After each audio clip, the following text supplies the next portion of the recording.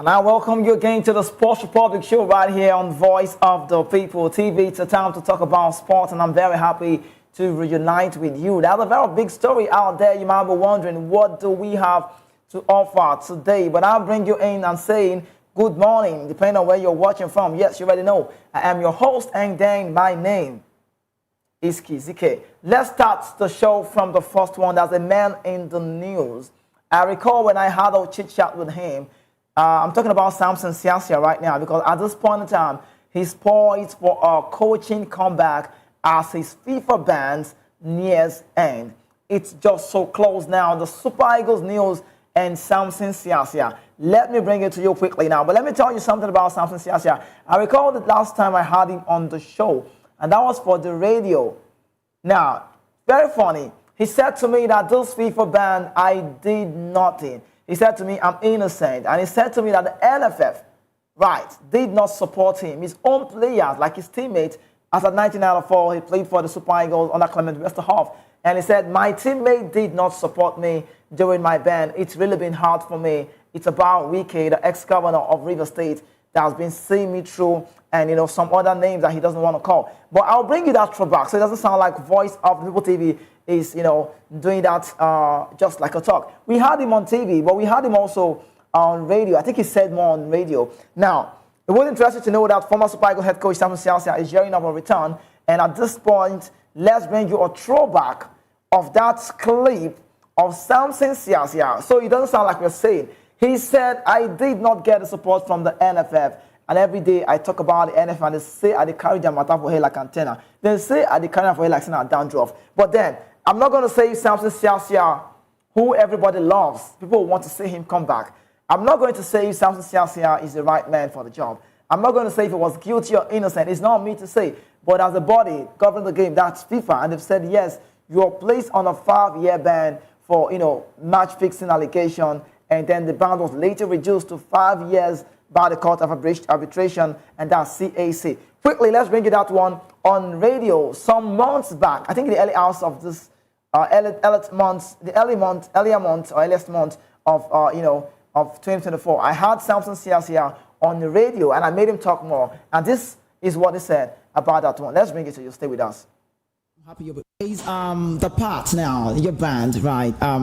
So far, your band. I'm happy your band you're bound to be done in just a couple of months' time. In as much I know you might not want to talk about it, but let's talk about it. Do you get support so far from your colleagues and also the NFF, the body governing the game, so far for now? Have you been? Well, colleagues, no. Nobody has called me to talk to me or say, what can we do to help you or support you while you've been banned for the last 5 years? Okay. No. You understand? Even they play a novelty match right in front of my office in Abuja. Wow. Yeah. I didn't even know. Oh, you were not invited. Me. That's too bad. I don't even understand what has FIFA ban got to do with you as a person. Yeah. FIFA said I cannot coach. You're still an ex-international. Yes. Yeah. You deserve all this. Yeah. So I don't even understand what, but it's left for them to figure it out themselves. Of course, yes. I don't hate any one of them. They did what they have to do, but I'm doing what I have to do. Yeah. I have to get 5 years is not easy. Right. Yeah. I know. It's not easy taking care of your family. You have bills to pay and all that stuff. But I just going to give kudos to my state governor for the support he has given me. Wow. When I had this FIFA problem, Wike and some other people that have supported me. They rallied around you. Yeah, yes, because to defend yourself against FIFA, it's to prove. And the evidence, yeah. Okay, you mean so far now, there's no proof from FIFA? No, don't to today. Let them show us. You understand? This is the last time I'm going to talk about it, because this thing is going to be over in another 5 months. Of course, So I don't want to dwell about it. Let it pass. Let it pass. Okay. You understand? I want to move forward and focus on my career, because I have a lot of things to do. You understand? It was so bad. Now, Coach, talk about your career. What are we anticipating? I mean, your return to football. What will it be like? I can't wait. Wait, I'm not going to say it. You can't say. You just want to share with us. It's going to be like a surprise. Yeah. Yeah, it's going to be like. And we're all looking forward to that. Exactly. Everybody's waiting. I've learned my lessons. Right. You understand? And people have to learn from what happened to me too. Yeah. You understand? when you're talking to people, you have to know exactly who you're talking Right. to. You understand? Exactly, yeah. So you have to learn from other people's mistakes. Right. But I'm just want to say, Okay. I want to forget about this. All right. I want to move forward. I want to be the best coach that's ever coached the Super Eagles. Okay. So when you talk about the Super Eagles coach, I just want to come. Okay, that's Samson Siasia. That was a throwback of his time, with us, right, on radio, Voice of the People, 90.3 FM. That's for the radio version. We also had him on TV. And you need to know that the 56-year-old will be eligible to resume his coaching career at the end of this month. Several clubs in the Nigerian Premier Football League, MPFL, and the Nigerian National League, NNL, have reportedly shown interest in signing, bringing in Samson Siasia. The former Nance striker in the League On is expected to make a decision on his next coaching role once the ban expires. Now, it will be recalled that he had accused, you had an interview, he had accused the NFF, the Nigerian Football Federation, of colluding with FIFA to have him banned. So they had him banned. So it was a collusion, or it was a colluding, that's a better word, with FIFA, in 2019, August, over alleged involvement in the match fixing. Now, he said, Nigeria abandoned me when I needed them most. The former Super Eagles striker and member of the 1994 Africa Cup of Nations squad said it was just an allegation. They accused me of bribery. What is bribery? You saw that interview. He said, was there any evidence? None at all. He said again, he explained, he alleged that he was innocent and his involvement stemmed from a conversation with someone. He said bribery is when there is money changing hands. Was there any evidence? Nothing to say. So it's about Samson Siasia. I recall back on TV, on radio that time, we opened the phone lines. A lot of Nigerians were clamoring to have Samson Siasia back to the Nigerian national team. Yes, he's my friend, of course, but I must say it's the way it is. Regardless of him being my friend, I don't know what you make about this, but the truth of the matter remains, I believe he was just managing the NNL or possibly the MPFL club, any of them, to get himself back to the game, because I think he needs a refreshment in the memory about the world of football, because it doesn't work that way. He's literally been off from the game for like 5 years. So this August marks the end of his ban, and he'll be lifted so we can have a conversation about Samson Siasia. But for now, please, nobody should talk about Samson Siasia to me because he's not in the picture right now, because you can't talk about a man who is still on the ban by FIFA, not until it's lifted. But let's give you an update again and let you know that Nigerian Super Eagles we might be having it very hard because 26 days now to AFCON qualifier. NFF yet to announce Super Eagles coach. Now, with just 26 days remaining to the start of the 25 Africa Cup of Nations AFCON qualifier, the Nigerian Football Federation NFF finds itself in a precarious position. The Super Eagles are currently without a permanent head coach, a situation that has sparked widespread concern and criticism. Now, the three-time African champion have been drawn into Group D alongside Benin Republic, Rwanda, and Libya, all competing for a spot in the 25 AFCON tournament. However, the resignation of Finidi George, following poor results in the 26 FIFA World Cup qualifier, has left the Super Eagles coachless at critical time. Now, the Super Eagles are scheduled to begin their AFCON qualifying campaign at the home side against Benin Republic at the Gospel Club International Stadium, Uyo, followed by a match against Rwanda at the Amahoro Stadium, Kigali, on September 10th. Now, Finidi George's brief tenure was marked by struggles, including the 2-1 defeat to Benin Republic and a 1-1 draw, with South Africa, and that has put Nigeria in a very difficult mess. But can I say this? Finidi met that line in a bad note. Let's not forget. I'm not saying Finidi sported. My friend Pesero did, actually. But with pressure mounting now, the NFF faces increasingly, is increasing scrutiny to appoint a competent head coach who can turn the team fortunes around. According to reports, the NFF are expected to announce the new head coach for the 2025 AFCON qualifier in the coming days. A source also said that the NFF might announce the new Super Eagles coach this week. Now, with names like Steve McLaren, Harvey Reina, and Eric Sekuchao being linked to the role, however, financial constraints have reportedly ruled out the man like Harvey Reina, and McLaren also has since taken up a role with Jamaica, the national team. Further reports also suggest that the NFF may consider appointing an interim manager to lead the Super Eagles in their upcoming 2025 AFCON qualifier next month. I would love to talk about it before I go. I want to tell you about the interim coaches who we have on our list. But before we go delve into that, let me tell you something. It takes me back to say what Segun Odegbami said to me on an interview where we had. He said to me, Kizzy K, let me say it, Nigeria, we don't respect our own. And I said, what do you mean? Now, it takes me back to what's going on now. We have always clamored for a foreign coach. Even when we had our own person in between, Finidi George, we didn't give him one of the supports. Not we, the NFF, they are the body. Finidi never got all the support he needed. But now there's a talk about Finidi. He has left the role, blah, blah, blah, blah. And up to date, we don't have a coach. Now, the A-class coach. So what was the trip to London all about? Ibrahim Musa Guzal talked about His Excellency, NFF president. We learned, according to reports, that he traveled to London to have a talk with foreign coaches. So what is going on now? Now, we are now trying to settle for the local. I would have used the word white. I would have said we're now trying to settle for the black man. But if I say that, it might sound like I'm a racist. Because Eric Sekochel is actually a black man, even though he's not Nigerian. But then that word will sound like a racial word. Like Michael Jackson rightly said, it doesn't matter if you're black or white. So I use that word. So I'll use local coaches. Now, why do we want to bring in our own now that it feels like we are choking up? Like we are choking and we are now trying to settle for a local manager. But from the onset, we were saying we want a foreign manager. And now, let's tell you about the fresh shortlist emerges. NFF seeking interim coach for Super Eagles. Now, let's go with the next one, the third story.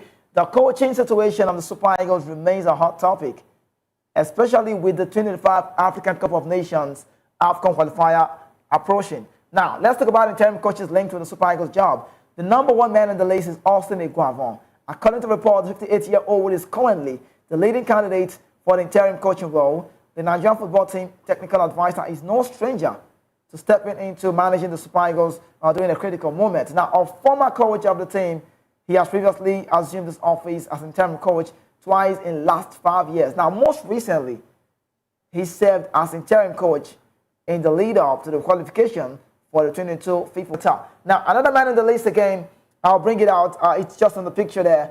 Emmanuel Amunike. They are just like four of them close. Now, the report also highlights the newly appointed coach of Heartland Football Club, Emmanuel Amunike, the 53-year-old, was heavily linked with taking over the coaching role of the Nigerian side, prior to the appointment of Finidi. Now, the former Barcelona forward also served as an assistant in the Nigerian team during the 22 FIFA World Cup qualifier. Now, another man.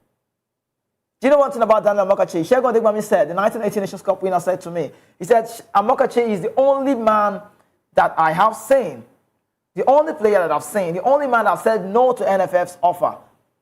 He said, they just bring you and they put you in there, just take the job and do the job, and it's not formal. But this man you have on your screen now, the former Everton attacker, was originally recruited to join Finidi coaching staff. However, it seems he withdrew from the setup just before Finidi's first assignment. Now, Amokachi United also was a key member of the Super Eagles coaching team during the 2013 AFCON campaign, which ended with the title success. Of blessed memory, you talk about that man, Stephen Keshi. Now, another one again I have on the list is Salisu Yusuf. The 62-year-old is another one who makes the call according to the report. The veteran manager has been a mainstay in the Super Eagles set, for the better part of the last decade. But Coach Salisu also had stints as coach of the Team B of the Super Eagles. That man on the screen, for me, it's a no. I don't know what you make about Salisu Yusuf. We learned about the FIFA talk with Salisu Yusuf, about the corruption, the rest of the talk. It was public. Everybody saw it. Why do we still put Salisu Yusuf in contention? This man on the screen should not be getting on that job. He shouldn't be talked about. For me, he's a rule over. He's a walkover. He's a walk in the park. And we're still bringing Salisu Yusuf in the contention of the coaches that will be managing Nigeria. Anyways, let's talk about the third man. The fourth man, Samson Siasia, the man I talked about not long. The 56-year-old is another name rounding up the list. According to the report, the former Nigerian striker is expected to return from a lengthy FIFA ban at the end of August. The 2008 Olympic silver medalist previously managed the Nigerian team briefly. We know the story. In 2016, that was like a short period. But Samson Siasia, let me even say it so you know, Samson Siasia is not a walkover.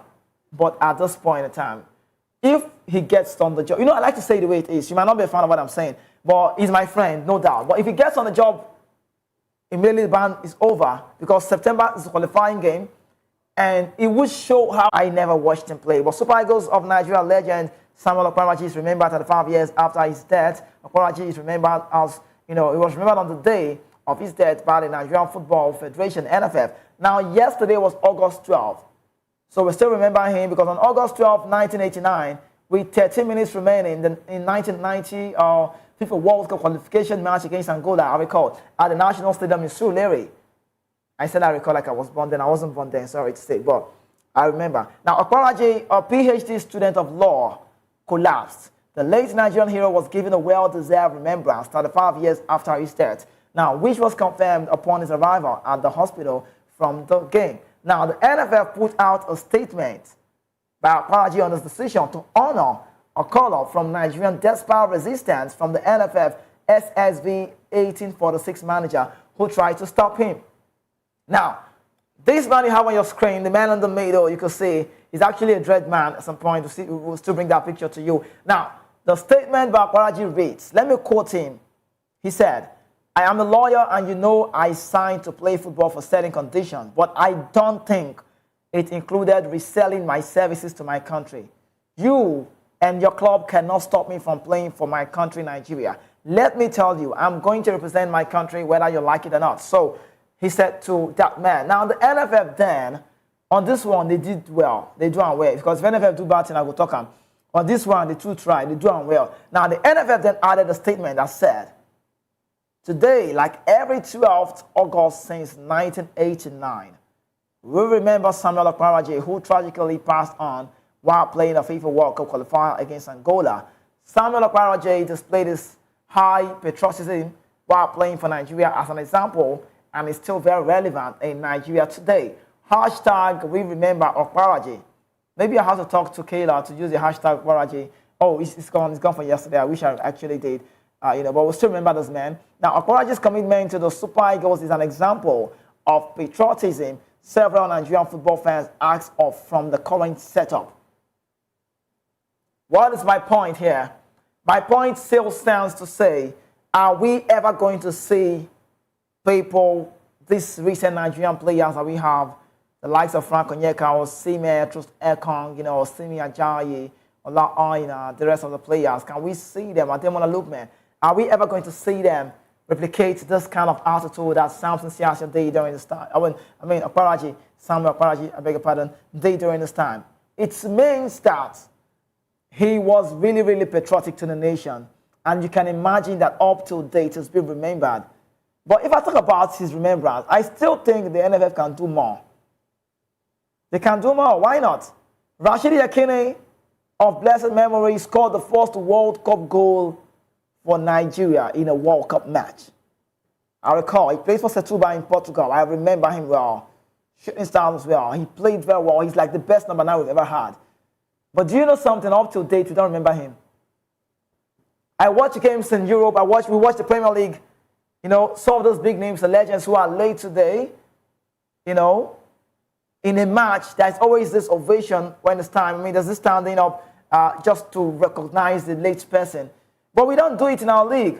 See, the day where we say, what do you call ourselves? This is our big name, our number 9. Rashidi Yekini die. We're supposed to keep her for record. Say, yes, he don't die on this day. If one play match, all the MPF player go stand. 1 minute not go do anything. It shows respect. Courtesy demands. It's ideal. We do that.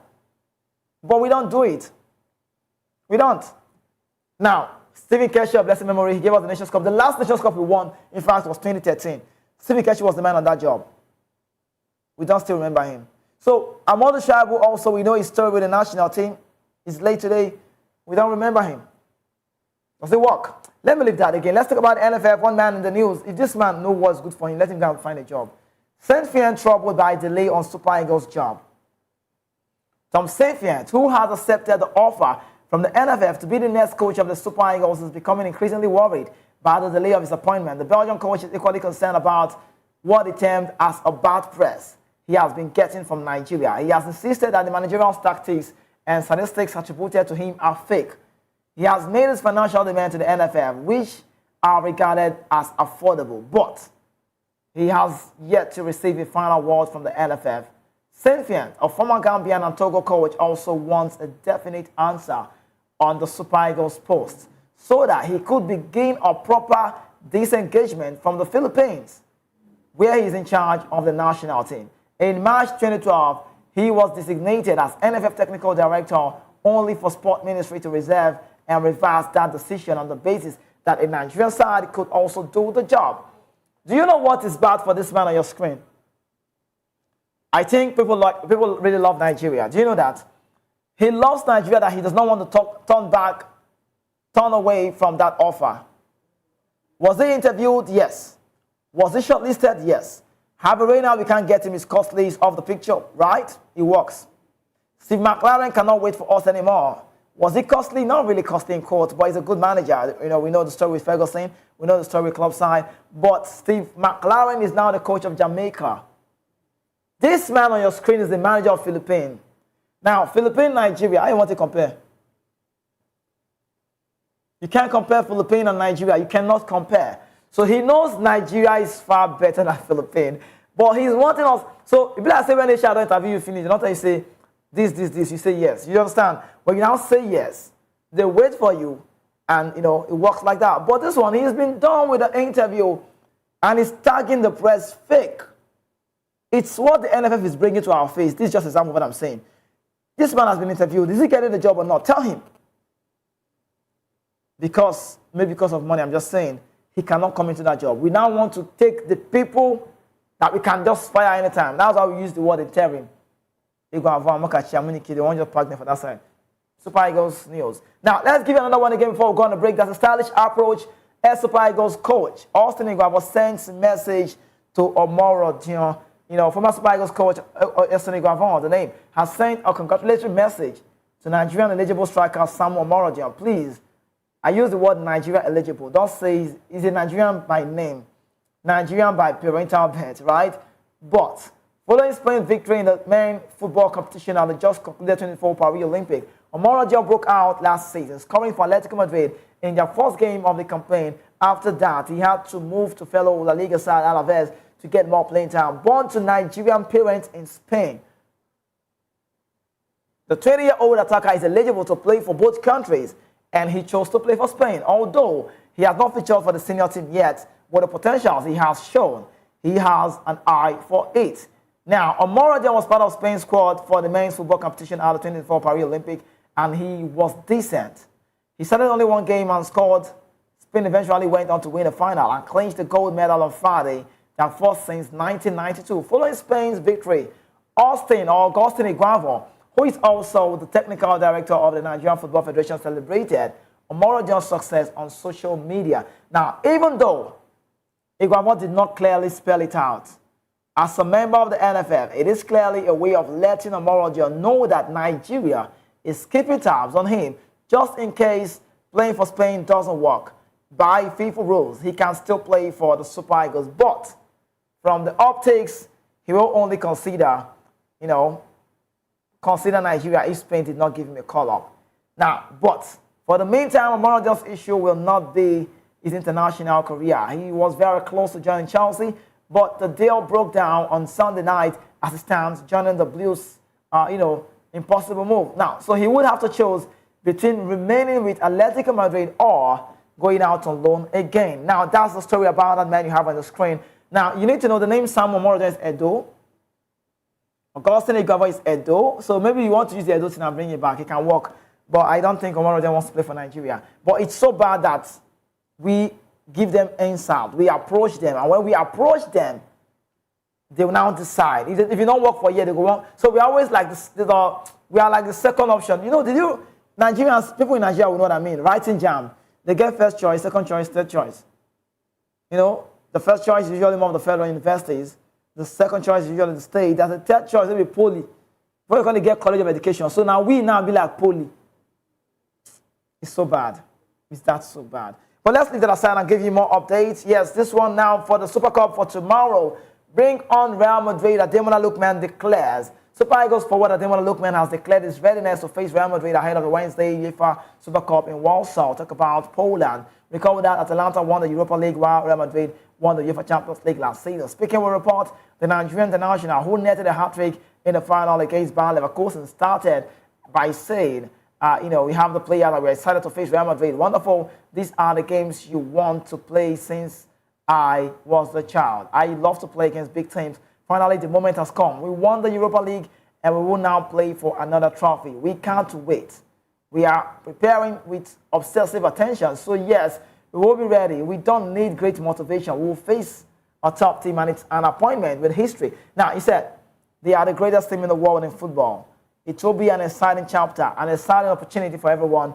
We can't wait to hear it. And that's from Ademola Lookman, talking about the game coming up tomorrow in Warsaw, and that's exactly Poland. It will be very, very much to say that when I come back on your TV screen for, for the Wednesday morning show, talk about tomorrow's Sports Republic, I'll give you an update about that very game. But then we need to go on a quick break.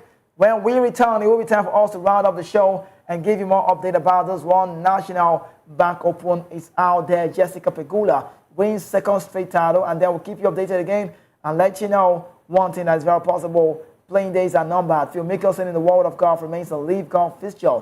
And then lastly, we'll bring to you, yes, that one, because main event signs Carlos Jackson. But then, before I go to that phase when we return from the break, someone messages are coming saying, please, we need you to give us more analysis of some transfers of some players, just 2 players. When I return, please stay with us.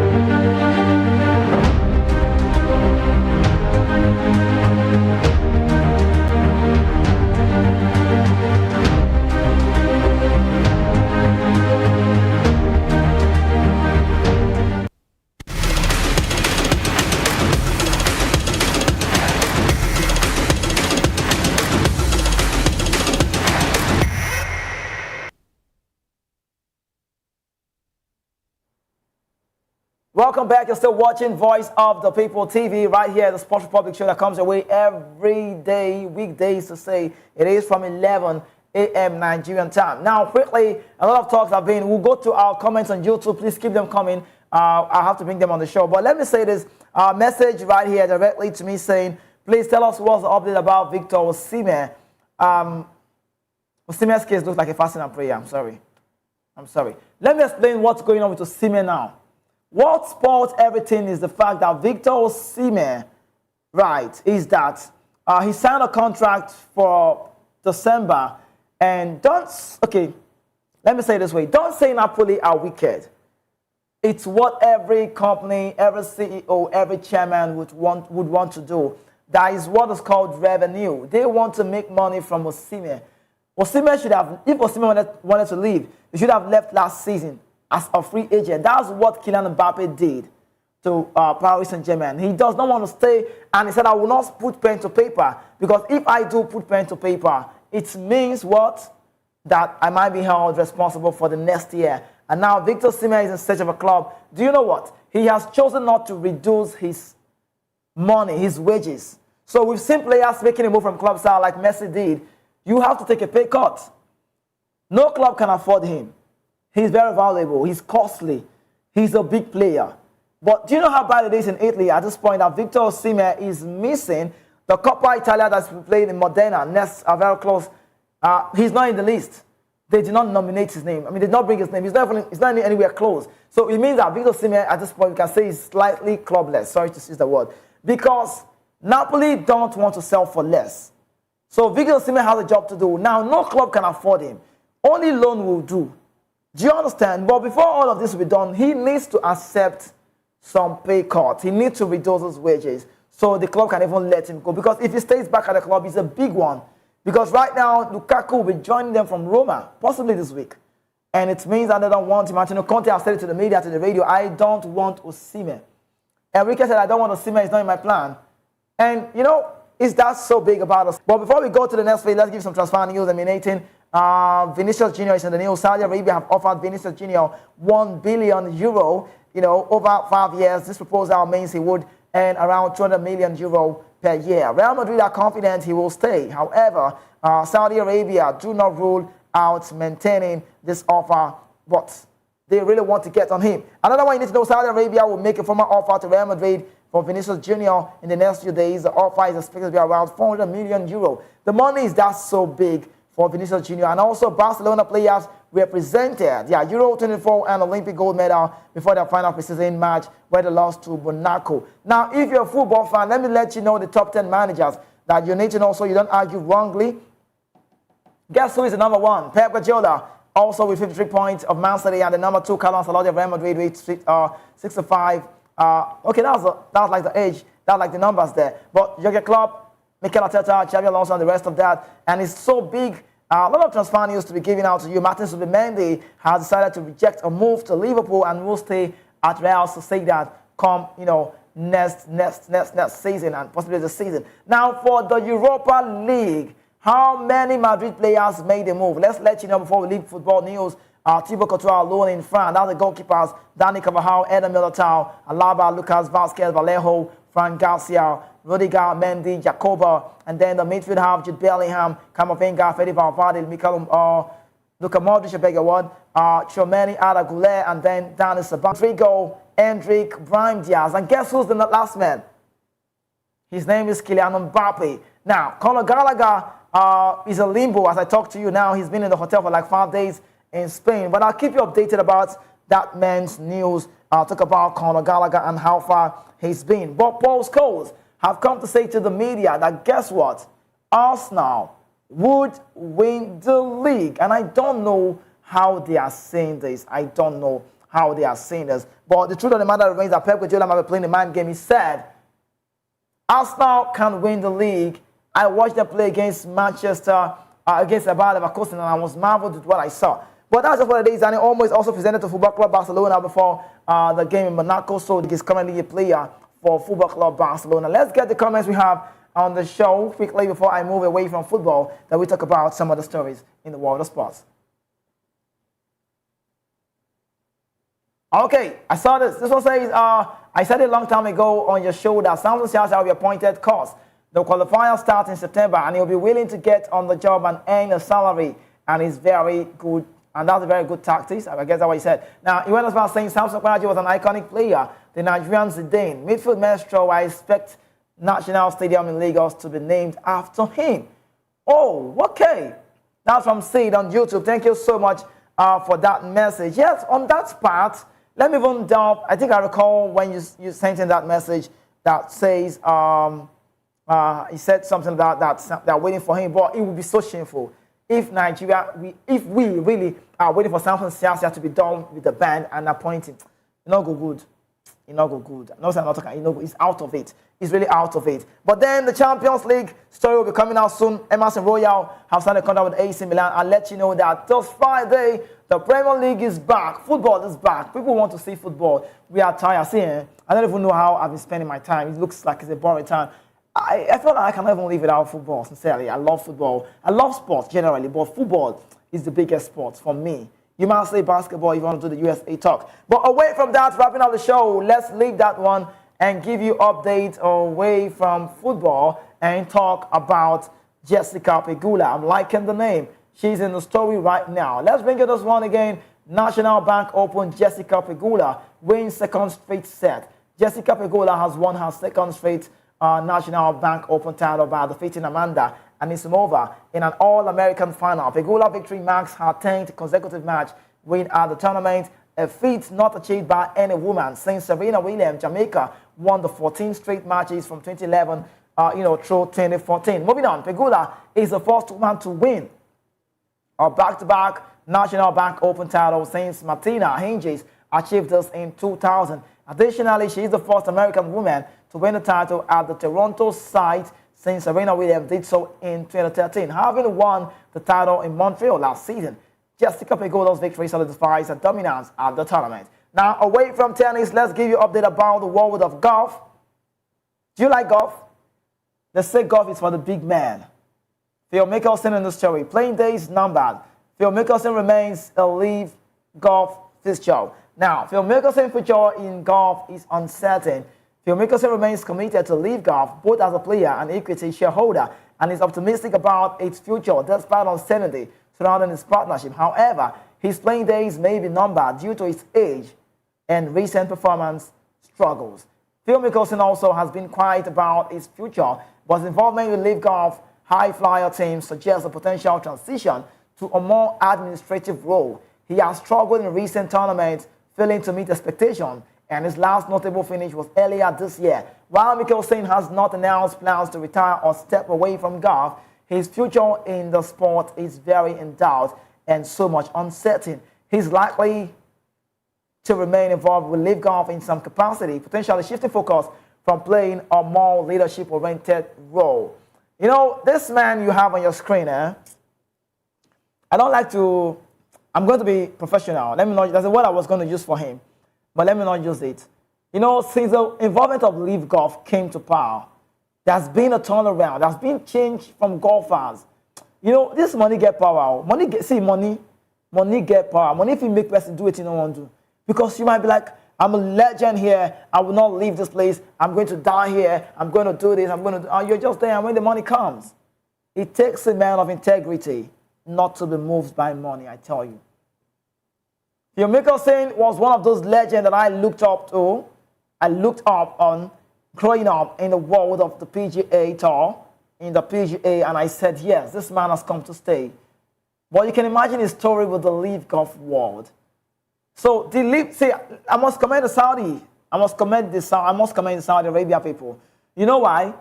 I think the Arabic general world will be okay. They involve their money in the right place. They do the right business. Nobody knows what they are cooking somewhere. Look at the way they have turned the table around in football. Ronaldo used to not be clear I take go Saudi. You know how much they pay Ronaldo? Big player, I don't can't go that place. I don't Benzema. You know how much they pay them? Let me not speak too much preaching because on Friday we go Boston for TV and for radio. You know, but then that's how bad it is. For some players who, look at the likes of 15-time major champion, Tiger Woods. Look at Tiger Woods. Tiger Woods' story, do you know? He's not making any move. But let's leave that away and talk about the world of boxing to wrap up the show. Main event, there's a big call. Main event signs Carlos Jackson. And then main event announced that they have signed Carlos Jackson, or Carlos King Dynamite Jackson, that's the name, from Atlanta, Georgia, to a multi-fight contract. The super bantamweight was born in Alabama and now resides in Atlanta, Georgia. Now, moving on, Jackson made his pro debut in 2015 and then won his first 4 fights by knockout. He won the WBC FECA Bros. Talk about the FACA ROBOX Super Bantamweight title back in April 2018 and successfully defended it at November. He's on a 4-fight win streak. The 2 most recent coming by TKO, following his, his long loss in the bubbling during the pandemic. He has fought 11 times in the, talk about the Dominican Republic, once the Colombian, and the remaining in the USA. And that's the man you have on your screen. Main event, a big call, a big signing, but yes, congratulations to that very man. It's on me to go. I need to let you know this one. Julian Alvarez is already a player for Atletico de Madrid. We have the news coming up next, and that's for 12. The maiden news will be here. We're having to bring you down. Please stay with us. Don't go anywhere. You're still watching Voice of the People TV, and then there's the Sports Republic show. Thank you to everyone who's blessed by this, and also everyone behind the scene keeping it cool for me. Tomorrow will be another day, and then once it's 11 a.m., I'll be here. But your comments, just watch the clips. Do well to like, share, subscribe as well. Then comment. When I come tomorrow, we'll have to bring back your talks, and then we'll put it on the screen so we can delve into that. Up until then, I am your host, and I remain the only football player without a jersey. My name is Kizike, and that's my name. I'll see you tomorrow, Wednesday. See you.